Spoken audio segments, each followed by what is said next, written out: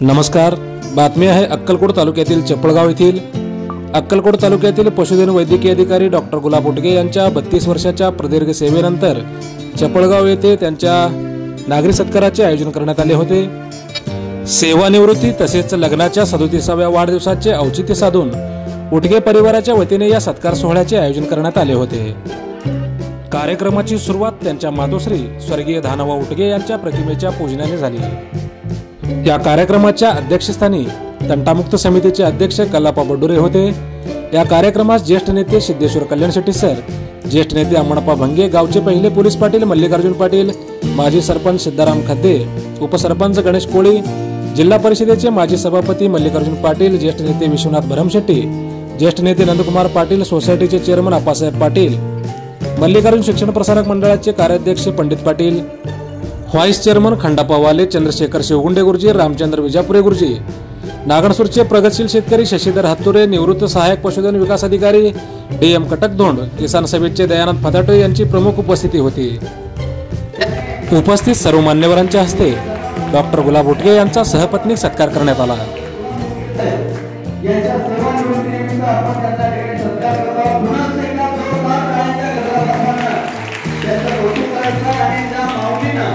त्यांना 32 वर्ष बरोबरून काम दिले अशा सौभाग्यवती श्रीदेवी काकू यांचं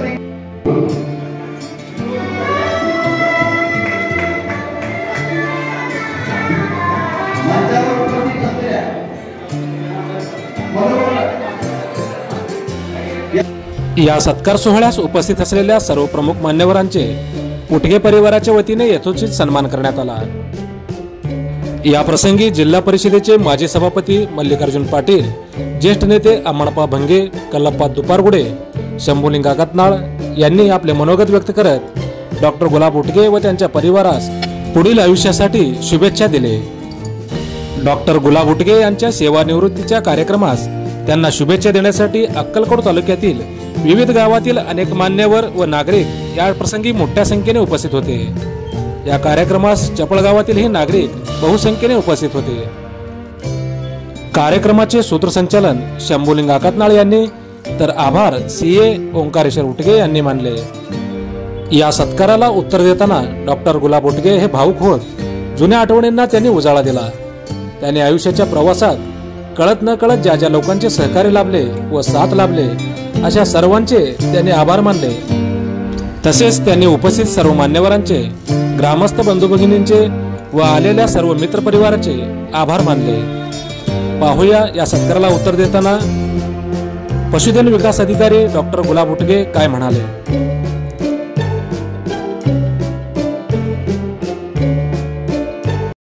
आणि माझा डिप्लोमा पण झालेला आहे, त्याच्यामध्ये प्राधान्य देणे आणि मिळेल आणि आपण जर प्राधान्य घेतला तर ते काम होईल जाईल म्हटल्यानंतर शंकर अंजिके साहेबांनी जिल्हा परिषद मध्ये ठाम मांडून सर्वांची भांडून आणि माझी निवड करण्याचं मोठं कार्य त्यांनी केलं आणि त्यांच्यामुळे मी आज इथं उभा आहे. नाहीतर माझं जीवन कसं झालं असतं मला काय कळत नाही. असं मोठं उपकार त्यांनी माझ्यावरती केलेलं आहे.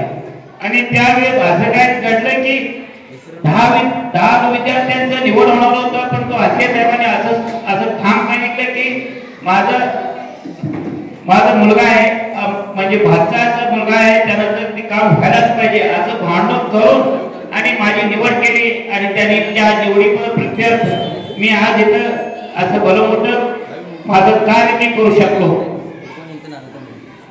आणि त्याच्याच आशीर्वादानं मी प्रत्येक ठिकाणी जिथं जिथं माझी बदली होईल त्या ठिकाणी जाऊन मी माझं कार्य गोरगरीब जनतेचं आणि सर्वसामान्य माणसांचं आणि श्रीमंत माणसांचं असं कुठं भेदभाव न करता मी सर्वसामान्य माणूस ज्याला जे माझ्यासाठी कॉल करेल किंवा अप्रोच होईल त्या सर्व ग्रामस्थांचं, लहान थोर मंडळींचं, लहान जरी मुलगा आला तरी आवर्जून त्याला ते विचारणार तुझं काय झाले बाबा. एक प्रसंग असं घडलं की घरी कोणी पण असत नव्हते. त्यावेळेस लहान मुलगा येणार, साहेब असं माझी शेळी आजार आहे, गाई आजार आहे, तरी मी आवर्जून जाऊन त्या शेतकऱ्याच्या घरी जाऊन त्यांची सेवा बजावून आलो. आणि त्या प्रत्येक ती जी काही मंडळी होती शेतकरी मंडळी त्याने आवर्जून 4 दिवसांना कधी भेट पडेल तेव्हा त्यावेळेस सांगत होते, साहेब तुम्ही आम्ही घरी नसताना सुद्धा येऊन तुम्ही आमचं जनावर वाचवला, त्याबद्दल ते हात जोडून मला विनंती करत होते. परंतु मी त्यांना म्हणणार की माझं जे काय कर्तव्य आहे मी ते बजावलेलं आहे आणि त्याबद्दल मी कधीही कोणाची अपेक्षा न करता आणि जे काही माझं असेल त्या पद्धतीनं मी ते काम केलेलं आहे आणि त्याची पोचपावती म्हणून आज हे जे काही आपण सर्वजण जमलेला आहोत त्याबद्दल मी सर्वांचा आपला ऋणी आहे. आणि माझ्या कार्यकर्तीमध्ये काम करत असताना आणि माझा आवाज मोठा असल्यामुळे फार लोकांना त्रास व्हायचा आणि प्रत्येक जण म्हणायचे, साहेब तुम्ही जोरात बोलता. त्यांना मी एकच म्हणणार, माझा आवाज मोठा आहे, तुम्ही काही विचार करू नका, मी जे काही बोलतो त्याबद्दल तुम्ही कोणीही आपला राग मानून घेऊ नका, असं मी त्या शेतकऱ्यांना फार सांगत होतो. त्यामुळे शेतकरी सुद्धा त्यामुळे ते मला आदराने म्हणणार, साहेब तुम्ही बोलल्याबद्दल मला काय भाग नाही म्हणून. असं काही शेतकरी होते. तुम्ही जे काय आपलं तुमचं काम आहे तुम्ही असंच आपलं चालू ठेवा, शेतकऱ्यांचे आपली सेवा करा, असं जे सांगितलं त्या पद्धतीने मी आतापर्यंत सर्वसामान्य लोकांची सेवा केलेली आहे. आणि सेवा करत असताना काही वेळेस असं प्रसंग घडतात की त्यावेळेस सहकार्याची भावना बाहेरचे लोक कोणी करत नाही.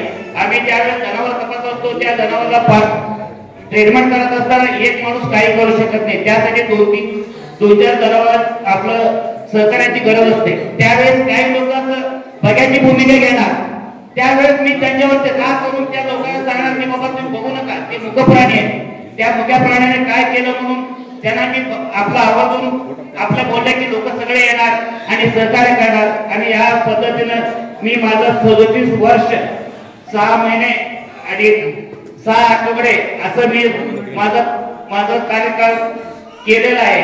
आणि जे काही कार्य करत असताना माझ्याकडून काही अनावधानात काय बोलण्यात गेलं झालं असतील तरी त्यांनी सर्वांनी मला माफ करावं ही